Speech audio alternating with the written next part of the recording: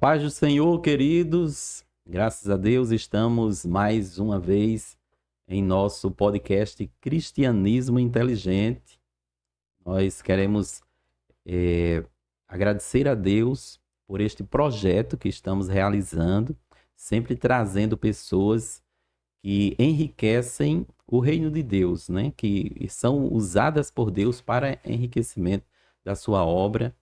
E hoje nós vamos ter uma conversa, nós vamos ter um episódio que trata muito disso, da obra do Senhor.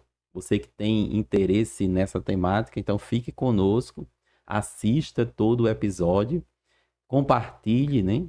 Quem não é inscrito ainda, se inscreva em nosso canal para acompanhar todos os episódios que estamos realizando e com o objetivo de trazer edificação para a igreja e para todos vocês, né? E aí, hoje nós vamos ter uma conversa que está dentro do âmbito da teologia, mas de uma teologia prática, eu diria assim, né? Existe... a teologia, ela tem uma divisão um pouco extensa, né? Mas tem aquela teologia que é a teologia prática, e quando a gente fala, por exemplo, em missões, nós estamos falando disso. E para conversarmos sobre missões, já é o terceiro episódio que nós vamos fazer sobre missões. Então, a terceira pessoa da área missionária, né, que está conosco. Nós convidamos a missionária Wandira. Seja bem-vinda, irmã Wandira, ao nosso podcast. Muito bem, professor. É uma alegria estar aqui com vocês e para falar de missões. E eu achei assim fantástico quando o senhor falou sobre a teologia prática. Sim. Porque a missão, ela é a teologia prática, ela é o viver prático, assim como toda a vida cristã. Não é só o conhecimento. Isso. Missões é a teologia funcionando, né? Vamos dizer a teologia assim. Funcionando. Porque você só atua na área de missão bem se você conhecer a teologia bem. Isso. Porque a teologia vai lhe mostrar quem é Deus. Como você viver uma vida cristiana ao modelo bíblico, uma vida cristã ao modelo bíblico. Você precisa estudar a teologia. Então, quando você chega na obra missionária, e se a obra missionária for transcultural, aí é que você precisa realmente dessa prática da teologia. Então, estamos aqui para somar com o senhor, com toda essa sua audiência, nesse podcast Cristianismo Inteligente. Achei ótimo, a fé em harmonia com o intelecto. Isso. Não é essa história só a fé. Ela tem que caminhar de mãos dadas com o intelecto. É porque Deus criou as duas coisas, né? A fé que nós temos, ela vem de Deus. Ele é o autor e consumador da nossa fé. E ele também nos dotou de razão, né? Então não pode haver conflito, né? Muita gente às vezes confundem ou acha que são áreas que se separam, mas a gente vê que não. Que Deus ele fez o homem perfeito, né? O homem se desviou, mas Deus está o tempo todo agindo no ser humano que ele criou e usando exatamente aquilo que ele fez, né? Mas a gente vai expandir, né? Esse papo. Sobre as missões, né? O trabalho missionário. Aí antes eu queria dizer para vocês que a gente vai deixar também os links aí dos outros que nós fizemos, né, com o missionário Oscar, com o missionário Jairo Enos. Então, vocês podem também ter acesso, porque aí está linkado, né, está relacionado. Pronto, isso é muito importante. Mas, irmã Wandira, eu estava dizendo que já fazia um bom tempo Meu Deus. Isso significa dizer que eu sou velhinha. Não, pode significar que eu que era bem novinho, né? Pode ser também, né? Vamos por aí que é melhor. Mas deixando de lado as idades, mas fazia já um tempo, né? Em um tempão que eu não lhe ouvia, e eu fiquei realmente muito interessado e gratificado, né, diante de Deus de ter a sua participação conosco. Mas eu vou começar, como se diz, começar do início, né? Então, perguntando de que região é a senhora? Se a senhora é daqui do estado, veio de outro lugar? Esse sotaque aí. Fale aí. É particular meu. Essa é uma curiosidade que não só o senhor tem, mas muita gente que vai estar nos ouvindo, que nos escuta agora, ter essa mesma curiosidade. Mas eu sou do Rio Grande do Norte. Eu sou de Lages do Cabugi. Eu nasci em Lages do Cabugi, mas me criei em Natal. Entende? Mas e tem mais, eu nasci em Lages na época da maior seca que o estado enfrentou. Aí você vai descobrir a minha idade. Se você souber geografia do estado, você vai descobrir a minha idade. Mas a senhora veio logo? Logo. Meus pais vieram para Natal, nós chegamos em Natal, eu tinha assim 7 para 8 anos, e aí toda a vida foi vivido. Até me casar, eu vivi, sim, em Natal, aqui no Rio Grande do Norte. Seus pais já eram evangélicos? Meus pais eram evangélicos. A minha raiz e dos meus irmãos maiores é da Missão Evangélica Pentecostal. A cidade de Lages foi muito evangelizada pelo saudoso pastor João Pedro. Então, meus pais aceitaram Jesus ainda noivos. Noivos. Eles aceitaram a Jesus, então toda a família nasceu no Evangelho, e eu tenho o privilégio de dizer a você e aos demais ouvintes, irmãos, nunca encontrei nada melhor do que servir a Jesus.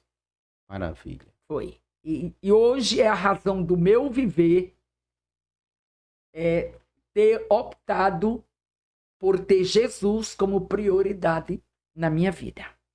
Eu ia perguntar sobre a sua conversão, né? Mas então a senhora já veio, quando veio com seus pais para Natal, então já estava dentro desse contexto. Já estava dentro desse contexto e fomos nos congregar na Igreja das Rocas. Assembleia de Deus, porque não tinha missão. Aí foi assim, saímos de Lages, fomos para João Câmara. Moramos pouco tempo, uns 2 anos, eu acho. Eu creio, não me lembro, claro. Mas quando chegamos era Baixa Verde ainda. Quando chegamos em João Câmara, não tinha missão evangélica. Então nós entramos, meus pais entraram para as Assembleias de Deus com o pastor Manel Nunes da Paz. Meu Deus, quantos anos faz que o pastor Manel Nunes faleceu? Depois veio o pastor Zé Barbosa, e aí depois nós viemos para Natal. E aí, quando chegamos em Natal, em 67 para 68, aí fomos morar nas Rocas e nos congregarmos nas Rocas. E aí eu já entrei. Não é que Deus tenha netos, porque Deus não tem, né? Vai entrar por aí que isso entra na base da defesa da fé. Não tem netos, mas eu precisei fazer a minha conversão. Quando eu fiz a minha conversão? Quando eu senti a necessidade de me batizar nas águas. Então eu reconheci que eu precisava aceitar a Jesus como o Senhor e Salvador da minha vida. Eu tinha 12 anos de idade, fiz a confissão diante dos meus pais e disse a eles: eu quero me batizar porque eu creio em Jesus como meu Salvador. Aí meu pai disse: é muito nova, 12 anos, não vai ser batizada, espere mais um tempo. O velho era seguro, viu? Seguro mesmo, na fé. Espere mais um tempo. Aí eu fui ao meu pastor, que era presbítero na época, eu não me lembro quem era, não sei se era o irmão Levi, isso faz muito, meu Deus. E aí eu disse: irmão Levi, papai não deixou eu me batizar. Aí o irmão Levi chamou papai, falou com o papai e disse a papai: deixe, porque toda a igreja dá testemunho dela. Muito bem. E até hoje, eu não encontrei nada melhor do que servir a meu Jesus. E tem uma curiosidade interessante aí nesse seu testemunho de conversão, porque eu conheço várias pessoas que, a gente usa essa expressão, né? Nascer do evangelho. Eu também sou Dessa linha, né? Desse modelo aí. Desse modelo. Mas é sempre nessa fase dos 12, 13, 14 anos, né? Que há o despertamento, aquela necessidade de que nós estamos vendo as pessoas se convertendo à nossa volta, mas nós não tivemos esse momento. E aí, essa necessidade surge, né? Surge. Eu me batizei mais ou menos nessa idade. E no meu tempo, o senhor é bem mais novo do que eu, mas no meu tempo, normalmente nessa idade já era batizado com o Espírito Santo também. Sim. Que é uma das coisas que se eu pudesse, assim, resgatar alguns valores da igreja, esse era um. De não deixar de lado, nós somos pentecostais, somos da linha que acreditamos no batismo, da linha teológica que acredita no batismo com o Espírito Santo, com a evidência de falar em línguas para os dias de hoje. Isso. Não é assim? Então, no nosso tempo era assim, creu, tinha que buscar. Né? Porque as coisas de Deus, elas estão ali na Bíblia para nós, as bênçãos, mas elas acontecem se nós formos lá. Correr atrás. Né? Eu estava até dando uma palavra esses dias e dizendo para os irmãos que todas as vezes que a igreja sai e lança a rede, ela alcança peixe. Né? Isso é interessante, porque às vezes as igrejas elas passam um tempo ali dentro das quatro paredes, se edificando, né? Que se também preparando. É preciso, exato. Né? Mas aí, lavando as redes. Lavando as redes, né? Lavando as redes. Mas quando ela sai, que joga as redes, sempre vem, nunca volta às redes vazias, né? Então, da mesma forma, o batismo no Espírito Santo, ele vai acontecer se houver a busca. Se não há a busca, não vai haver, né? Então, de fato, eu concordo com a senhora que a igreja precisa se envolver mais com esse tipo de trabalho que existia naquele período, né? Agora, irmã Bandeira... Pode ir cortando, viu? Se não cortar...